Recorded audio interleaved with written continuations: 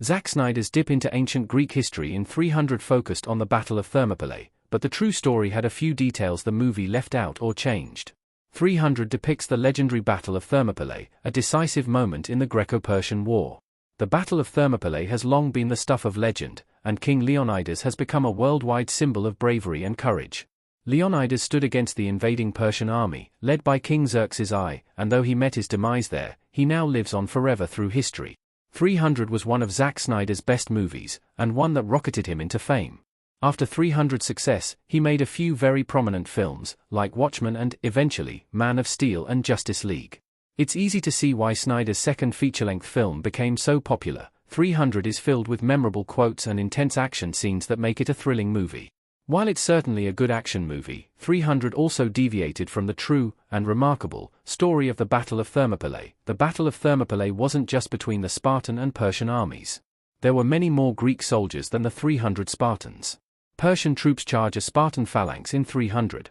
Understandably, the soldiers who fought in Battle of Thermopylae were much more varied and complex than 300 depicted. While the bulk of the fighting forces at Thermopylae were Spartan and Persian, the Spartans were joined by Greek troops from various other Greek city-states, like Arcadia, Boeotia, and others. In terms of strength, the Greek forces had about 7,000 troops, via Reed University, while the Persian king Xerxes I commanded somewhere between 70,000 and 300,000 men, via Encyclopaedia Britannica. Though the Greek forces were heavily outnumbered, they benefited from the terrain of Thermopylae. Thermopylae is a mountain pass along the eastern shore of Greece, near the Malian Gulf. There were three main bottlenecks along that pass, known as the hot gates due to the hot springs located there. The hot gates were only about 100 meters wide at the time, which meant that the Greeks could effectively form a wall there and only allow a few hundred Persians to attack at a time. That effectively eliminated the Persian size advantage, and the Greek phalanx formation meant they could hold out indefinitely by using their spears and shields as a nearly impenetrable barrier. It's also important to note that the Battle of Thermopylae was only one conflict in a larger war, the Greco-Persian War, and that it hinged upon another battle.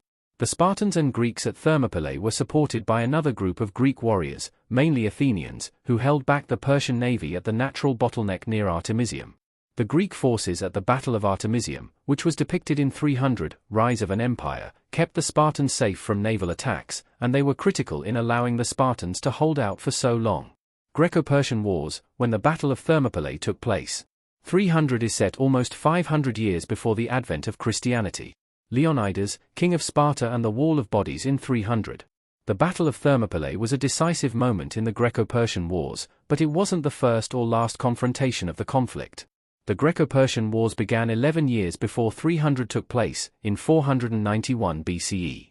In that year, the Persian ruler at the time, Darius I, sent messengers to announce the invasion to the Greek city-states, and the messengers sent to Athens and Sparta were killed in response. The first Persian invasion ended at the Battle of Marathon in 490 BCE, where Darius I was killed. 10 years after the Battle of Marathon, King Xerxes I began the second invasion of Greece. Thus, the Battle of Thermopylae and 300 both took place in 480 BCE. That was also the year the Battle of Artemisium featured in 300, Rise of an Empire took place, which was happening at the same time as the Battle of Thermopylae. Because of the Spartan efforts at Thermopylae and the Athenian efforts at Artemisium, the Battle of Salamis was a decisive Greek victory, and the second Persian invasion of Greece ended just a year later, in 479 BCE. Notable figures involved in the Battle of Thermopylae.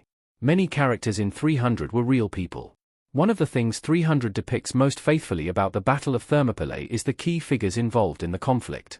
As the movie suggested, there were three people who had the most individual effect on the battle: King Leonidas of Sparta, King Xerxes I of Persia, and the traitor Ephialtes.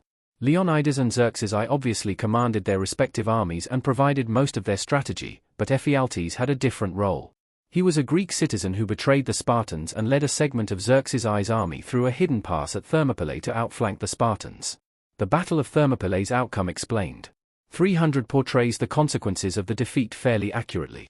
Leonidas, Gerard Butler, Stelios, Michael Fassbender, and the rest of the Spartans lie dead riddled with arrows at the end of 300.